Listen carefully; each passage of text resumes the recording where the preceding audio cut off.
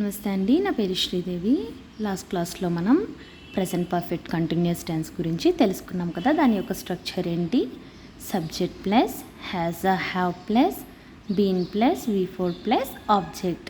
So దానిలో మనం positives అన్నది తెలుసుకున్నాం కదా. సో ఇక్కడ చూద్దాం. హ్యావ్ బీన్ అన్నది పాజిటివ్ అయినప్పుడు నెగిటివ్ ఏమవుతుందండి? హ్యావ్ అండ్ బీన్ అన్నది నెగిటివ్ అవుతుంది. హీకి షీకి వచ్చేసరికి హ్యాస్ బీన్ పాజిటివ్ అయినప్పుడు హ్యాస్ అండ్ బీన్ అన్నది నెగిటివ్ అవుతుంది. సో మనం ఈరోజు క్లాస్లో నెగిటివ్స్ చెప్పుకోబోతున్నాం. నిన్న 4 పాజిటివ్స్ చెప్పుకున్నాం కదా. సో వీటి ద్వారానే మనం నెగిటివ్స్ అన్నది చెప్పుకోబోతున్నాం. సో నెగిటివ్స్కి వచ్చేసరికి చూడండి. I haven't been going to school since last year. అంటే ఏం చెప్తున్నారు అక్కడ? నేను గత సంవత్సరం నుండి స్కూల్కి వెళ్ళడం లేదు. ఫర్ ఎగ్జాంపుల్ ఎవరైనా మన క్వశ్చన్ చేస్తున్నారు, నువ్వు స్కూల్కి వెళ్తున్నావా అని అడిగితే నేను వెళ్ళడం లేదు అని అంటాం కదండి. అప్పుడు ఎన్ని రోజుల నుంచి వెళ్ళడం లేదు అని అడిగితే సో ఇన్ని రోజుల నుంచి నేను వెళ్తూ ఉండడం లేదు అని చెప్తాం కదా. సో క్వశ్చన్కి ఎవరైనా ఒక క్వశ్చన్ వేశారనుకోండి, ఆ క్వశ్చన్కి మనం పాజిటివ్గా రిప్లై ఇవ్వచ్చు, నెగిటివ్గా రిప్లై ఇవ్వచ్చు.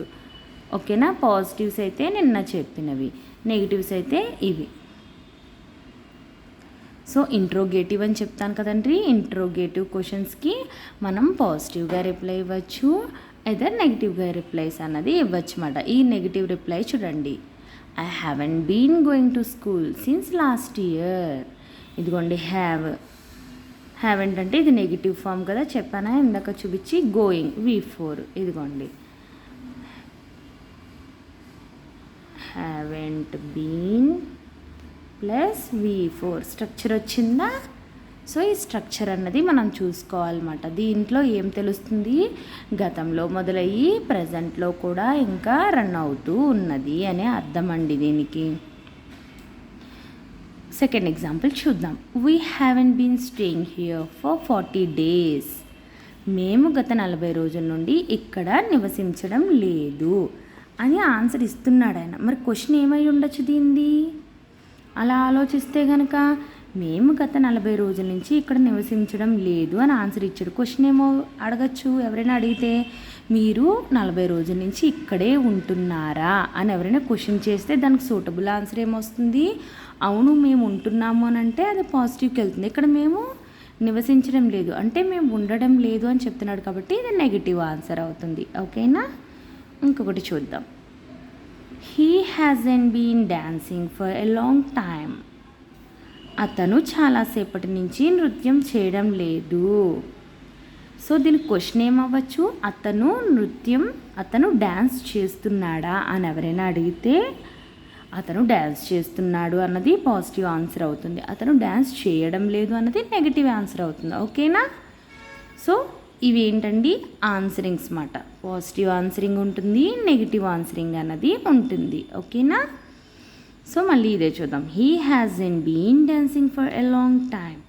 అతను చాలాసేపటి నుంచి నృత్యం చేయడం లేదు. చూడండి, హీకి షీకి ఏమని చెప్పాను? హ్యాజ్ వస్తే పాజిటివ్, హ్యాజెంట్ ఉంది కదా ఇదేంటి? నెగిటివ్. ఇదిగోండి ఇక్కడ structure. Hasn't been plus reading V4. ఇదిగో ఇది V4. ఓకేనా? ఈ స్ట్రక్చర్ మనం చూసుకోవాలి.